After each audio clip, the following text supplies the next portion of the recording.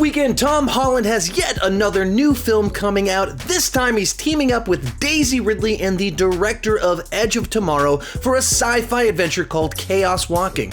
So let's talk about it.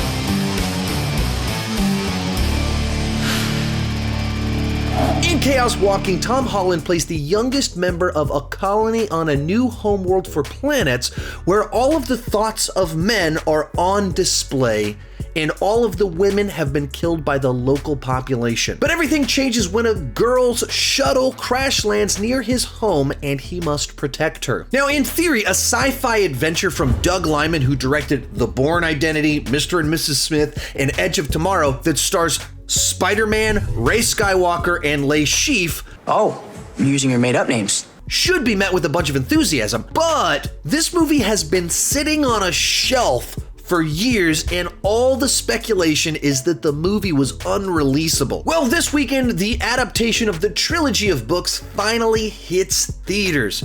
Is it as bad as all of the buzz and rumors? Or, like Edge of Tomorrow, is it much better than people were expecting?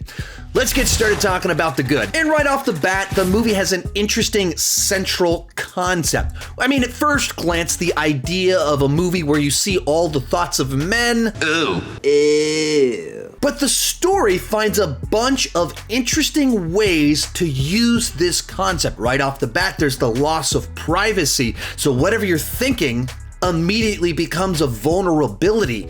And when you have a story that's all about trying to keep something hidden, that's a big, gigantic problem and creates a large amount of conflict. But that's just the surface level of how the movie uses this idea. There's also parts where people intentionally think about things to manipulate the people around them. People start daydreaming in the middle of a conversation, which leads to, at times, hilarious results. What are you doing?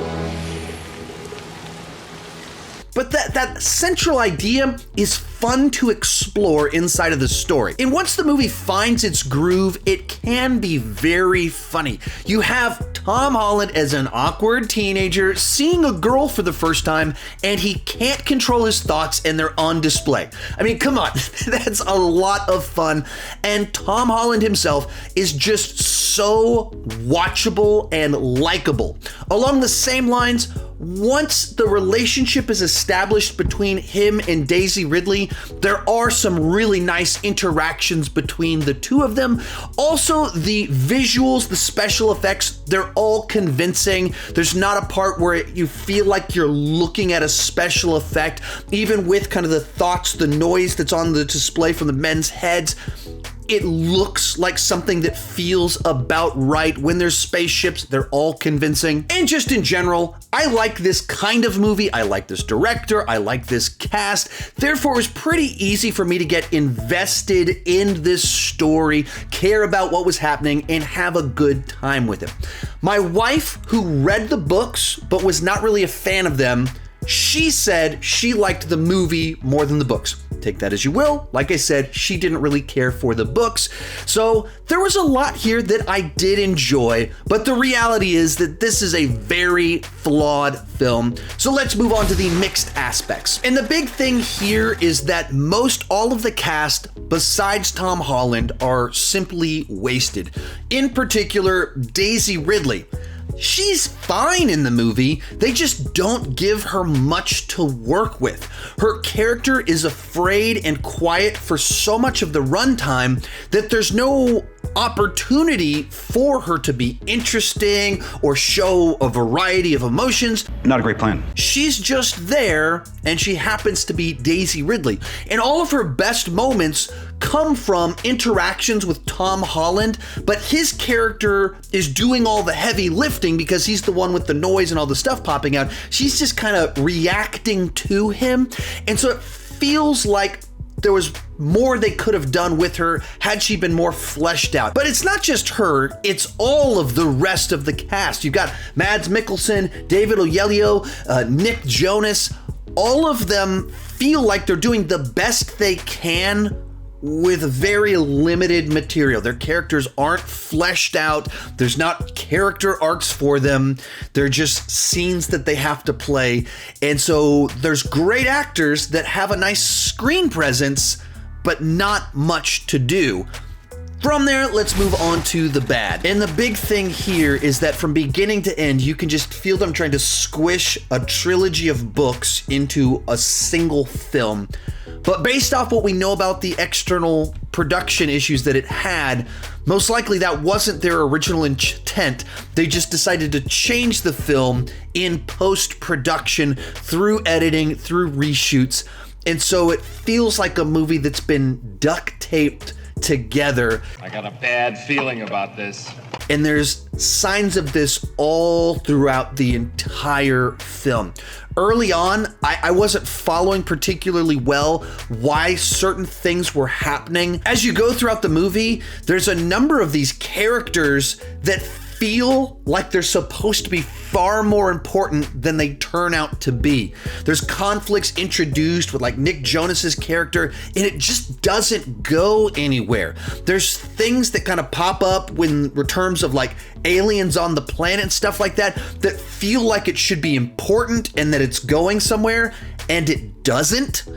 And as you move into the final 20 minutes, it just feels like they're rushing to close out a story. That you think you're going to one place, but that's not really what ends up happening. The story just kind of gets resolved very quickly at the end of it. And I could be wrong about this, but the final scene in this movie felt like the most obvious reshoots since Henry Cavill's mustache was removed in Justice League 2017. Here I am! I mean, literally, both my wife, who has read the books, and me, who has not, when there was roughly 10 minutes left in the runtime, we were both looking at each other being like, how are they going to resolve this in only 10 minutes? And then, I mean, it just kind of cuts to a scene, ties everything up with the one scene, and then the credits roll. It really feels like they intended a trilogy and they were going to do a bunch of sequels, and then they got in the editing room and they went, nah, this is not gonna be a hit, so we better just resolve this thing with a weekend of reshoots. Beyond that, it definitely takes a while to get used to the noise. That's the phrase they use to describe the thoughts of men being on display. And so for the first 30-40 minutes of the movie, where there's this colony with a lot of dudes and all of their thoughts are just constantly making noise, it's kind of an obnoxious and grating, and you have to adjust to it. And then in general, it's a film with an interesting concept, but one that's very difficult to actually translate to the big screen. And I feel like they didn't fully pull it off here.